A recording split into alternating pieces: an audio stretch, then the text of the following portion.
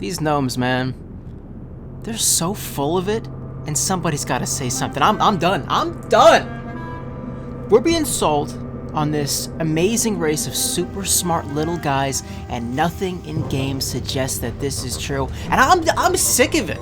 Somebody's got to address the elephant in the room. It's time to stop being politically correct about these little gnomish fellas. Seriously, tell me, what makes these guys so smart? Is it their amazing capital city that they lost and needed help building to begin with? Is it their ingenious leader who's done jack shit for his entire existence? Is it the fact that they have settlements all over Azeroth? Because that's not true. What is it that they do that makes them so smart? Are they great engineers? Yeah, I guess they're okay. The goblins are pretty good. The goblins have zeppelins. When's the last time as an Alliance player you went to a flight path and took one of their gnomish planes? Never. The fact is, guys, we've been given a check that the gnomes cannot cash. But let's get to the very beginning, okay? Let's get to the inception, because I think that this is extremely indicative, very, very telling, rather, of how poorly they've done. So, the gnomes are very close with the dwarves. Part of the reason is geography. They're literally close. But number two is that they have a similar inception in terms of the race in general. The gnomes and the dwarves didn't always used to be humanoid races. They didn't always used to be mortal. They used to be slaves to the Titans, essentially. Slaves, servants, you call it what you want. They were created by the Titans in order to do their bidding.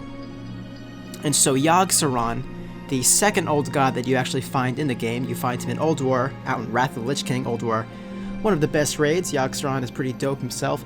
But anyway, he's always been fighting the Titans. The old gods and the Titans, they don't like each other very much. It's a whole thing.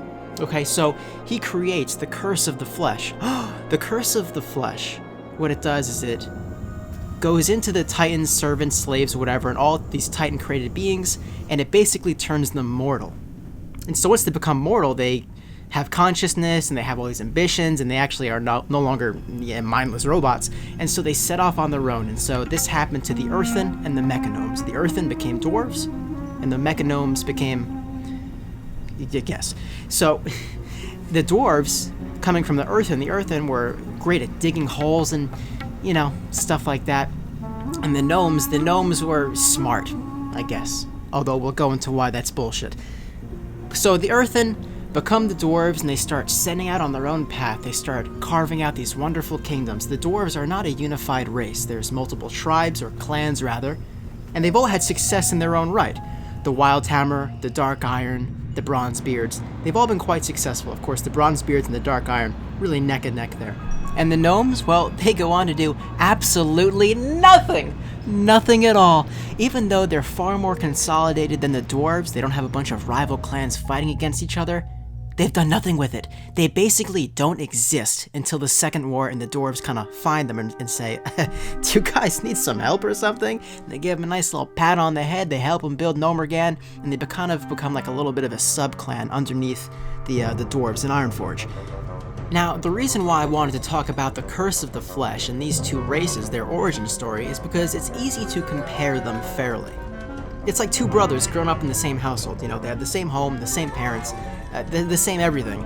And one of them ends up becoming the CEO of some great company, and the other is smoking crack behind McDonald's. It's like, okay, what happened, buddy? But anyway, the Second War has begun, and gnomes officially, exist.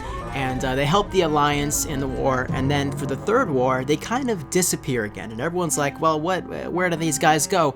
Well, Gelbin Mechatork, who was their leader, dubbed the, quote, High Tinkerer. Isn't that cute? He has to pull back all his forces and fight the Trogs in Gnomergan. And he doesn't tell anybody about this, by the way, because he just doesn't want to be a bother, even though it's an existential threat to his people. And the Trogs, by the way, were the Titans' invention before the Earthen and the Mechagnomes. They were the alpha to their beta, for example, and they just didn't turn out very well. They're really stupid, and just kind of sucked, but they're kind of cut in the same vein. So anyway, there's a breakout, and they attack Gnomergan, and the gnomes are trying to deal with it, but they don't tell anybody, and they're losing the battle. So Gelbin Mechatork, and this is where it starts to call into question their intelligence here. Gelbin Mechatork has his advisor, Mr. Thermoplug, who is the last boss of Gnomergan, if you're familiar, and his advisor devises a plan to irradiate the entire city? What? Yeah, that's right, the old nuke yourself curveball. So Thermoplug convinces Mechatork that this is a great idea because the radiation's gonna kill all the Trogs and stay in the bottom recesses of the city. Meanwhile, the Gnomish residents would be in the higher wings and the radiation wouldn't rise to that level. Except it does! Oh! Except it does, and it kills 80% of the Gnomish race. Oops! And so obviously Mechatork has to run from Gnomergan, and Thermoplug stays there and becomes even crazier. But Mechatork goes to Ironforge and he establishes Tinker Town, which is, spoiler, the only thing they've done since, besides a failed attack on Gnomergan and Cataclysm. And that's pretty much the end of Gnomish lore. I mean, is there anything substantive that I missed? Please let me know. I don't think so. Oh, and I would be remiss to not point out that whole bomb that was supposed to kill Trogs. That was the whole point. Not only does it not kill them, it makes them stronger. Folks, we have a word for this. It's called irony. Oh, and by the way, their leader, Mechatork, if you didn't know this, he's not a king. He's in an elected position, and he's still the leader to this day, meaning that despite all the things that have happened, they've decided that, oh, no, yeah, this is the guy that we want to stand behind. We believe that he's the competent man to lead this race. And me personally, when I'm just going down the list of things that I want in a leader, accidental genocide is really not super high up there. But listen, I guess I'm just not as smart as your average gnome. But anyway, guys, to wrap it up and to bring it back to the very beginning, I'm not buying that the gnomes are this super smart, intelligent race because nothing suggests that they are, and the fact that they have no lore prior to the Second War doesn't really bode well for them. If there was anything worth remembering, they'd remember it.